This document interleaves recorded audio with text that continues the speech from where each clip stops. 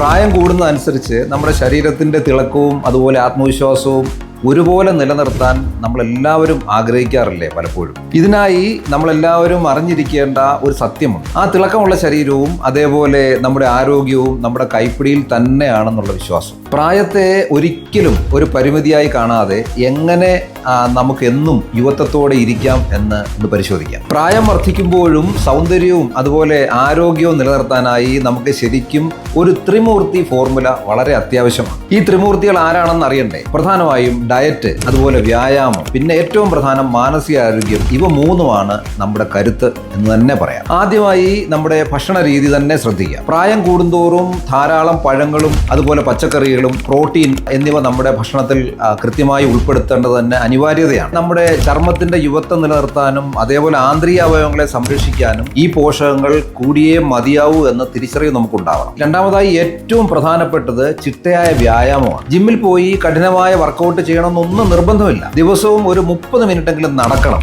അല്ലെങ്കിൽ യോഗയോ ചെറിയ സ്ട്രെച്ചിങ്ങോ എന്തെങ്കിലും ഒരു കാര്യം ശീലമാക്കുന്നതിലൂടെ നമ്മുടെ ശരീരത്തിലെ രക്തയോട്ടം കൃത്യമായി വർദ്ധിക്കുകയും നമ്മളെല്ലാവരെയും കൂടുതൽ ഊർജ്ജസ്വലരാക്കുകയും ചെയ്യുമെന്നുള്ള യാഥാർത്ഥ്യം തന്നെയാണ്. മൂന്നാമത്തെ ഏറ്റവും പ്രധാനപ്പെട്ട കാര്യം നമ്മുടെ മനസ്സ് തന്നെയാണെന്ന് മനസ്സിലാക്കണം. അമിതമായ സ്ട്രെസ് നമ്മുടെ ചർമ്മത്തിന്റെ തിളക്കം കുറയ്ക്കും എന്നുള്ള തിരിച്ചറിവ് നമുക്കുണ്ടായിരിക്കണം. ഇതുപോലുള്ള ബുദ്ധിമുട്ടുകൾ പരിഹരിക്കാനായി നമുക്ക് ഇഷ്ടമുള്ള ഹോബികൾ കണ്ടെത്താം. അതുപോലെ നന്നായിട്ട് ഉറങ്ങാം. കുറച്ച് സമയം ധ്യാനത്തിനോ മെഡിറ്റേഷനോ ഒക്കെ ആയിട്ട് മാറ്റിവെക്കാം. മനസ്സ് സന്തോഷമായിരുന്നാൽ തന്നെ ശരീരം താനെ തിളങ്ങുമെന്നുള്ള കാര്യം നമുക്കൊക്കെ അറിയാവുന്നതല്ലേ. ഈ 3 കാര്യങ്ങൾ നമ്മുടെ ജീവിതശൈലിയുടെ ഭാഗമാക്കി കഴിഞ്ഞാൽ പ്രായം എത്ര തന്നെ ആയാലും നമ്മൾ കരുത്തോടെയും അതുപോലെ ആത്മവിശ്വാസത്തോടെയും മുന്നേറും. സംശയം വേണ്ട. കാരണം പ്രായം വെറും ഒരു സംഖ്യ മാത്രമാണ്.